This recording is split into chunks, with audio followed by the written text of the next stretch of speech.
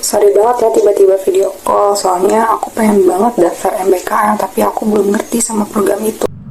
Santai, gak apa-apa kok.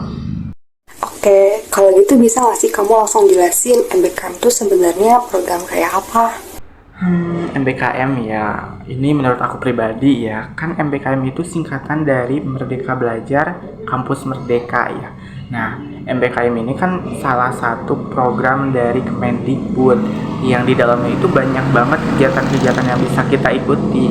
Salah satunya ada MSIB, ada PMM, terus ada juga kampus mengajar, dan lain-lain deh, banyak pokoknya dari MBKM ini. Sampai aku juga bingung mau pilih kegiatan yang mana nih di MBKM ini.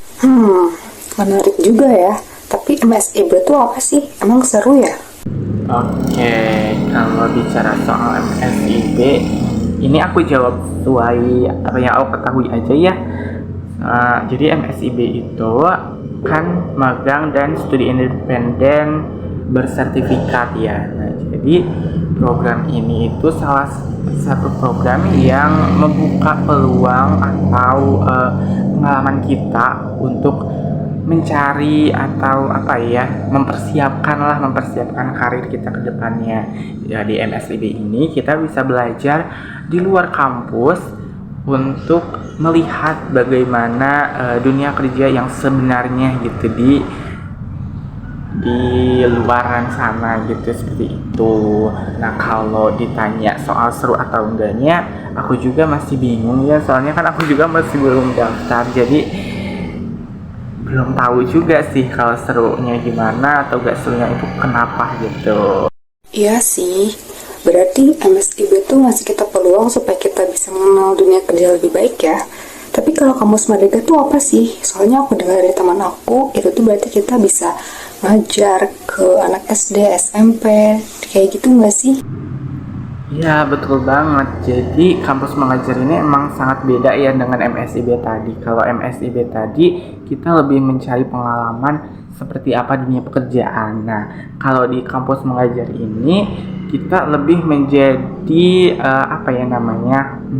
menjadi seorang mitra guru lah, bisa disebut gitu, untuk berinovasi dalam pembelajaran atau pengembangan strategi ataupun dalam pembuatan model pembelajaran yang aku kira zaman sekarang itu harus yang kreatif, inovatif, dan juga menyenangkan. Nah, seperti itu sih. Wah, menarik juga ya. Kalau kita ikut kampus mengajar, kita bisa punya bekal buat masuk ke dunia pendidikan. Terus, kira-kira MBKM tuh ada dampaknya nggak sih buat kita sebagai mahasiswa? Kalau menurut aku sendiri sih ya, segala sesuatu itu pasti ada plus dan minusnya ya. Dan MBKM pun demikian. Jadi, plusnya dari MBKM ini, seperti yang aku bilang tadi, pengalaman itu sih yang paling utama ya. Jadi, dengan MBKM ini, itu kita bisa dapat pengalaman kayak gimana sih cara survive di dunia kerja nanti, atau apalah, banyak yang kita dapat di MBKM ini. Nah, tapi ada juga minusnya. Nah, minusnya ini aku lihatnya para mahasiswa sekarang itu banyak yang terlalu fokus ke MBKM, sampai-sampai ada yang yang melupakan tugas utamanya sebagai mahasiswa gitu. MBKM ini kan emang kesempatan ya yang susah untuk dilewatkan gitu. Tapi aku kira janganlah kamu terlalu memaksakan gitu. Jangan terlalu memaksakan aku harus keterima MBKM lah atau apalah, karena aku yakin juga kok gak hanya di MBKM ini juga kita bisa mengupgrade diri, tapi di luar sana juga pasti banyak kok cara lain untuk kita dapat mengupgrade diri kita untuk lebih baik. Seperti itu sih kalau menurut aku. Kalau soal benefit sih aku juga masih cari-cari informasi ya, jadi masih minim juga aku.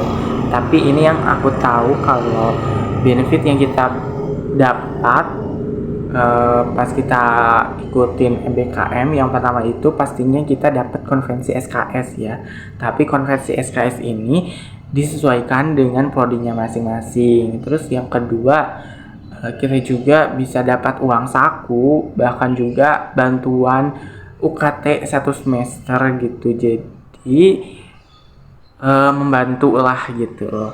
Terus bukan hanya itu, kita juga bisa dapat pengalaman gitu ya, seperti yang tadi kamu bilang juga. Dan aku juga yakin sih guru terbaik itu kan pasti pengalaman ya. Jadi ini salah satu keuntungan yang paling besar dari MBKM ini sih kalau menurut aku, yaitu pengalaman. Karena kita bisa mencari pengalaman tidak hanya di dalam kampus saja, tetapi kita bisa mencari pengalaman di luar kampus. Seperti itu sih kalau menurut aku sendiri gitu loh.